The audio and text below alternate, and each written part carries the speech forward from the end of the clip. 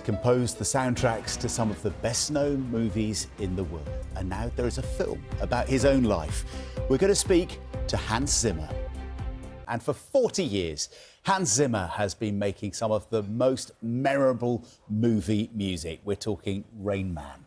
Oh, but the big one, Gladiator. Gladiator, incredible. fantastic. No Time to Die, James Bond, Yeah. the Batman trilogy, Christopher Nolan. You will know them all. Yeah.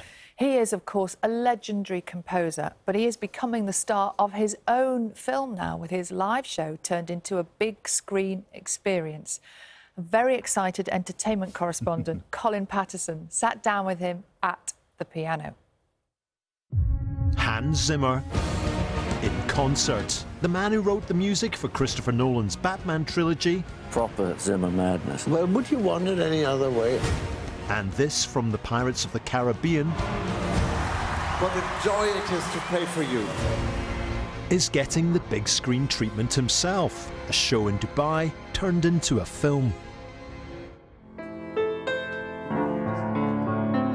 We met in a rather more intimate setting to talk about all aspects of his career. When you play the piano, how does it make you feel? Like a failure. No, I'm not a great player. I'm a composer. So, you know, so look, most of my tunes, I'll give you an example. 2 fingers. Inception.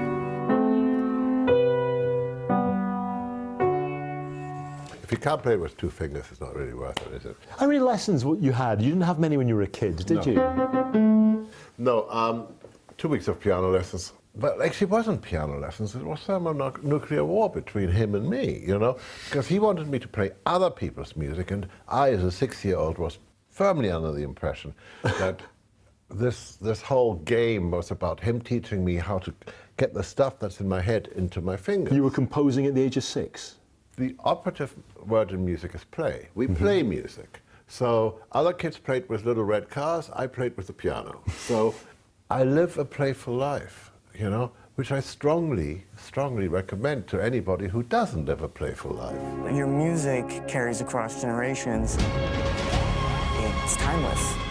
The film features Zimmer interviewing previous collaborators, including Timothée Chalamet and Billie Eilish. For us, it's our whole childhood. But it's mainly about the music. What films will people hear? You're saying it absolutely right. I mean, one of the things I decided right from the beginning, I wasn't going to show a single clip from a film. The test, can the music stand up on its own 2 feet? You know, like I'll give you a great example. We're trying to put a set together for this festival out in the Californian desert called Coachella. I'm going, well, definitely not Lion King, you know? I mean, it's a kid's movie, right? And Niall Maher, Johnny Marr's son, goes, Hans, get over yourself. It's the music of my youth. You got to put it in. It gets the biggest cheer of the concert. It's insane. I look out, 80,000 people are crying. Could you give us a little bit?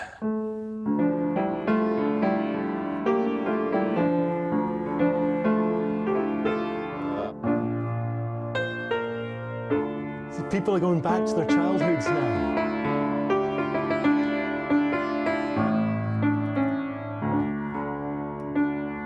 Etc., etc., etc. And a lot of people I remembered it. A lot of people won't know how personal The Lion King is to you and how much that means to you. Dad? Dad, come on. You gotta get up. Dad. My father died when I was 6 years old, and so I tucked all that away. You know, you don't get over it. You know, they say, oh, the child got over it, over the trauma. We don't get over the trauma. We just get really good at hiding it. My dad is bigger than your dad. Well, actually, I don't have a dad. It's not fun on the playground. You know, all that stuff came sort of pouring out, and really, it's the love for my dad. I wrote a requiem for my father. And Interstellar is about fatherhood as well. I was supposed to have one day to, whatever came to me, write it. So,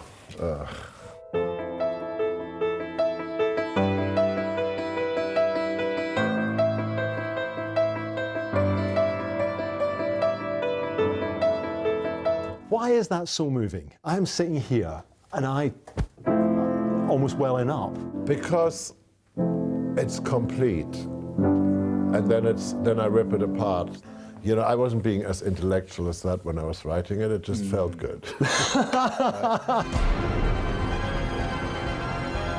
There is an element of you living out some rock star fantasy in this show, surely. You look like you're loving it. And I don't know if... No, hang on. It's not living out of rock star fantasy. Yeah. I am being a rock star. Look, I'm 67 years old.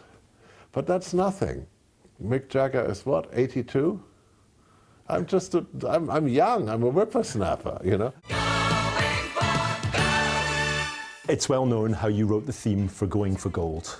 I don't know if you know, last month Henry Kelly died. I didn't know. See if you can pick the winner of this series of Going for Gold. Please welcome them. There was an outpouring, and I thought it would be fitting if we could pay tribute to him with a little burst.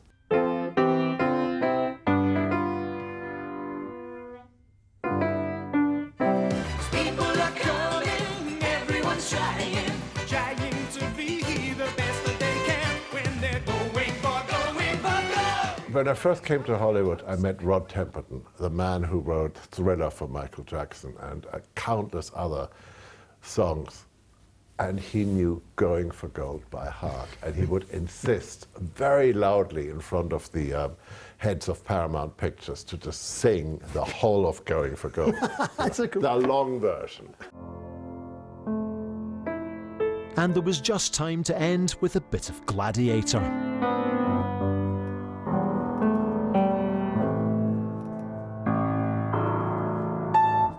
Being German, they always end a little dark. Hans Zimmer, it's been an absolute pleasure. Thank you. For all of us. Wow. What a chat. Has he written every piece of music we've ever heard in a film? All of those, they're so familiar. And every time you hear, oh, he did that one as well. Yeah. He did that one as well. Yeah, yeah. And Going for Gold. And Going for Gold, my goodness. The heat is on. Yeah. The time is right. Yeah. What a Canada. Are they the words? Yes. You know the words to Going for Gold? Yes. Doesn't everyone? No. I'll teach you.